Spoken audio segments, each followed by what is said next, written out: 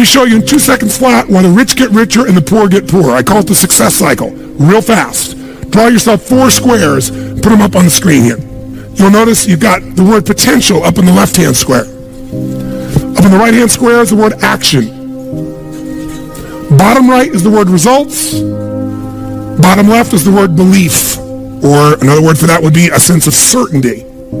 Potential, action, belief, results. And notice there's arrows in a clockwise fashion where they just keep feeding each other over and over and over again.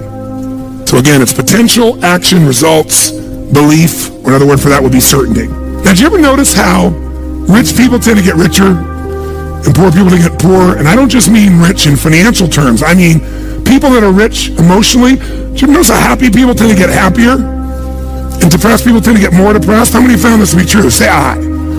It's because of the power of momentum and what I'm about to show you. So let me show you something here. What's the potential of any human being? You tell me, quick.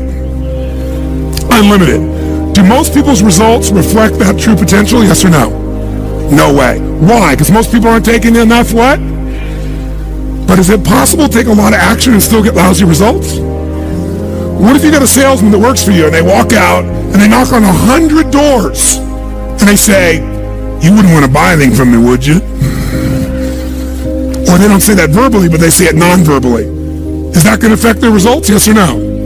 So it's not enough even to take enough action, because when we believe it's not going to work or we're uncertain, does that affect how much of our potential we tap? Yes or no? See, if you don't think it's going to work, you're not going to put out a bunch of your energy when you think it's going to fail. And by the way, when you're not sure, you tap little potential. Do you take little or a lot of action? When you're not sure, when you think it's not going to work, do you take massive action or little action?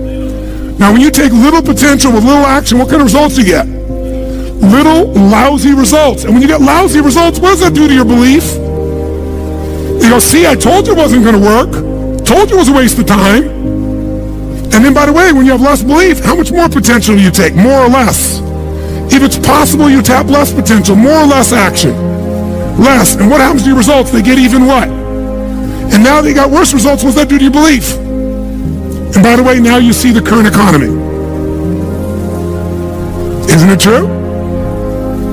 Everybody out there is going, oh my God, the results are so bad, it's going to get worse in the future, so I better pull in my horns, there's less potential, so I'm not going to push as hard. I'm not going to take much action. Oh my God, I'm getting lousy results with little potential of action. Oh my God, it's going to get worse. That's what creates a recession, depression, whatever you want to call it. How do you change that? This is where, worry is almost always pointless, because in each moment, there's either something you can do to solve a problem or there isn't. Right? Now, if there is something to do, well, then just do that thing, right? Solve the problem, right? If there isn't, there's actually nothing to worry about. Like the worry adds nothing to that situation, right? So if you have a brain tumor, yes, you need to go from one doctor and probably to a second doctor for a second opinion, and you find the surgeon you want. And there's a whole process. You're going to get an MRI. All of it. You're having to deal with a lot of, yes, objectively stressful things. But big picture, we're all in this situation. Life itself is a brain tumor. We're all going to die. We're all going to go on this. We're going to get the full tour. For some of us, some of us will be very lucky, and it will be very orderly and free of pain, and we'll be surrounded by everyone we love. 100 years old. Yeah, it's just going to go perfectly. And for some people, it'll be chaotic and terrifying and short or long. It's every permutation, and I'm not denying that it's rational to have preferences there, right? You do want the orderly, loving, right. And not untimely unraveling of it all, rather than the opposite. But it's whatever is happening, you have this moment, and then you're thinking, and you're thinking about the future, and you're thinking about the past is the mechanism by which you will truly suffer in each moment. Because it is, in fact, true to say that even physical pain is something around which you can develop an impressive ability to be equanimous, right? And we also have, for extreme pain, we have painkillers. I mean, like, happily we're not living in 1700 where, someone is just kind of sawing off your limb, after the leeches didn't work. So 99% of our suffering around everything, even objectively horrible things like brain tumors, is our thought about past and future, is the regret, and it's the story we're telling ourselves. Our mind is the control tower of our life. Whatever happens in our life starts right here. All of our decisions are there. And the truth is, whatever we are today is the result of what we've been thinking about all those years. The Bible says, as a man thinketh in his heart, so is he. So if you don't like what's going on around you, maybe you should ask yourself the question, what am I thinking about? What do I think about myself? What do I think about other people? Because what we think about is really what controls us. For example, our relationship to God, our relationship to each other, our sense of direction in life, whatever we accomplish, our failures in life, all of that is a result of the way we think.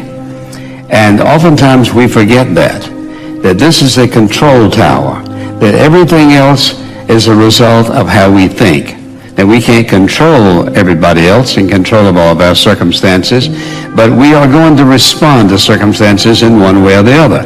And so when I think about how this affects us, I think about the fact that many people are where they are because of wrong thinking, and so they don't like where they are. Other folks are where they are because of right thinking, because they've been thinking the right way. What you have to ask is this: what is it that determines what I think? This mind of yours controls everything else in your life. You say, well, what about all the other parts of my life? We respond to the way we think. And so if we think right, we're going to have one response. We think wrongly, we're going to have another. Very important that we understand.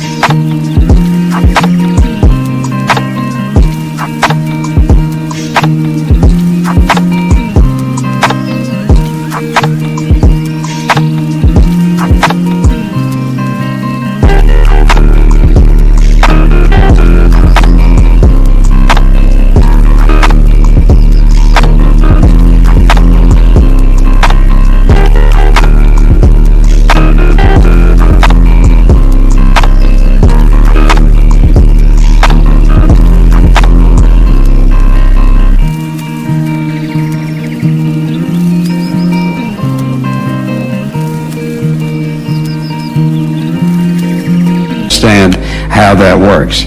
So this requires me to understand how to control my thoughts. If I want to think right, if I want to think godly, if I want to think holy, if I want to think righteously, right here's where it starts. And many people lose it right here. They don't think right. They don't think godly. They don't think like they're worth anything. And they say, well, I just never had the opportunity, or I just never will be that, or I'm just this and I'm not that. This is why people who are very beautiful can think they're ugly. And people who are very skinny can think they're fat. And they refuse to eat because they look in the mirror and they don't see what's reality.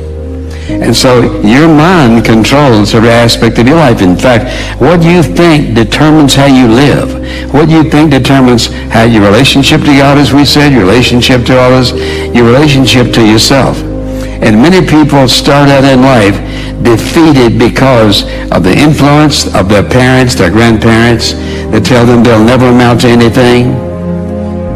Or this is wrong with them, or that's wrong with them. And as a result, they go through life, having heard, written in their minds, impressed in their thinking, if my mama said it, my daddy said it, or my grandmother said it, it must be true, therefore.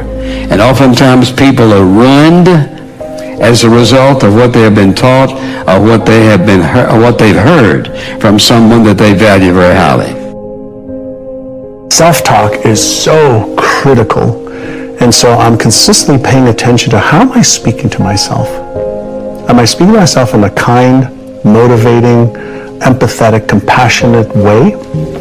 Or am I consistently self-deprecating and putting myself down? I used to think a lot, when I was younger, I'm not good enough, I'm not smart enough, I'm not worthy. Those thoughts, and lots of fear of being embarrassed, fear of failure.